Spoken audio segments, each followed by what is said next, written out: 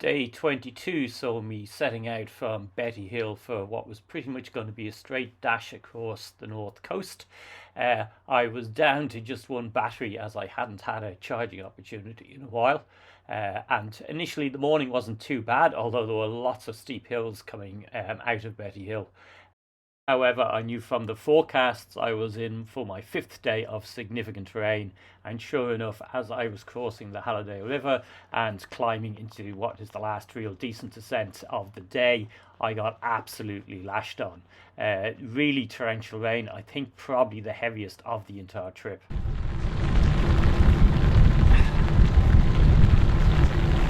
Oh man.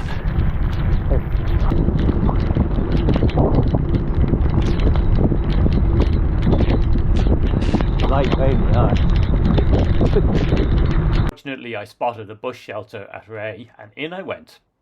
Yes, I'm having yet another day of torrential rain, and once again have dived into a bush shelter because they're almost completely enclosed because it's lashing out there. Man, even the sheep across the road are hiding from it. They're all gone under the tree. Well, actually, all but one of the sheep was hiding. This one lone sheep just stood out in the fields, calling the rest of us soft. It sounds like it's stopping. Is it stopping? Maybe it's just trying to lure me out in the road again. Hard to tell.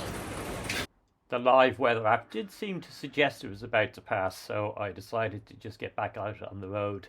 And as it was, that was pretty much it for the rain for that afternoon, but I was completely soaked. I had to stop and wring out my socks. Well, there's a radically different landscape than the Highlands.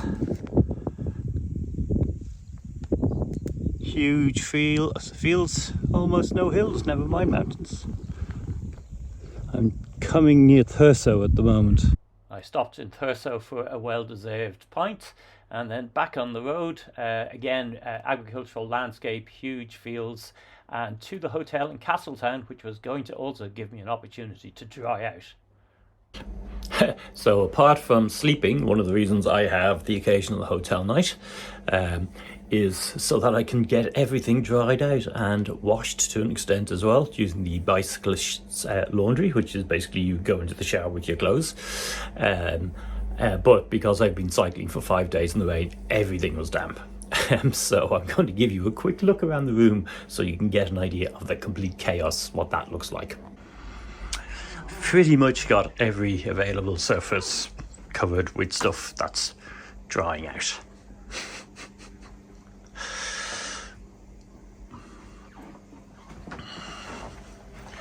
All the way into the bathroom.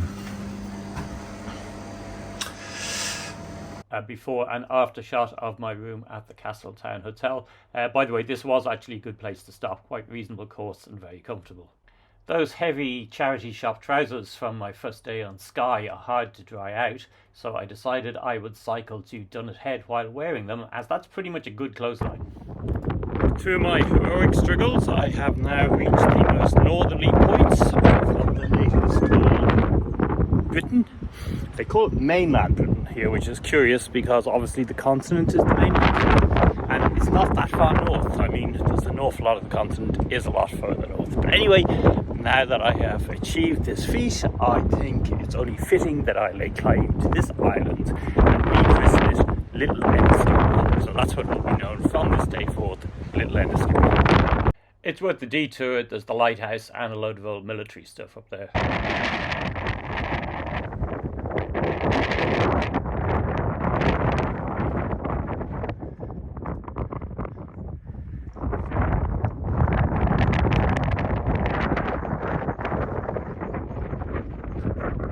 As you can hear though, the winds were picking up and some dark clouds were sweeping in, so back it was to the hotel, where I decided that after all my trials and tribulations I deserved a steak dinner and a good night's sleep before setting out for Orkney in the morning.